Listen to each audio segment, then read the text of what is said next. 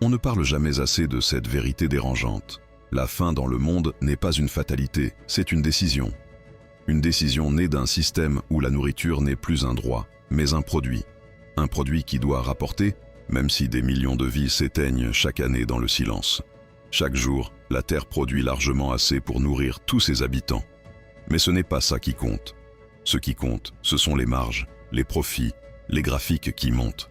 Alors, on jette des tonnes d'aliments encore consommables, on détruit des récoltes pour maintenir les prix artificiellement hauts. On fait voyager la nourriture sur des milliers de kilomètres, parce que ça rapporte plus.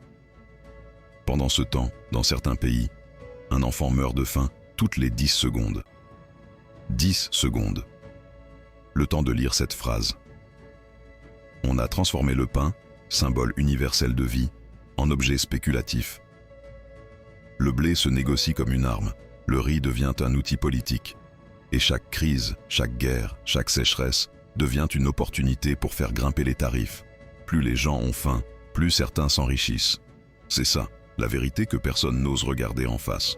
La commercialisation alimentaire abusive ne se voit pas seulement dans les supermarchés.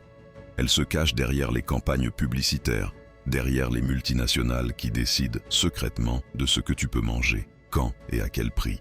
Elle se cache dans les contrats, dans les subventions, dans les décisions de ceux qui n'ont jamais connu la faim, mais qui contrôlent ceux qui la subissent. La faim dans le monde n'est pas un manque, c'est un vol. On nous a volé l'idée que la nourriture est un partage, une nécessité vitale. On nous a volé la compassion, remplacée par des chiffres.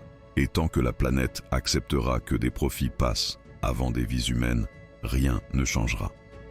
Mais si tu lis ceci, rappelle-toi, le débat n'est pas « Pourquoi le monde a faim ?» La vraie question est « Combien de temps encore acceptera-t-on que l'inacceptable soit devenu normal ?»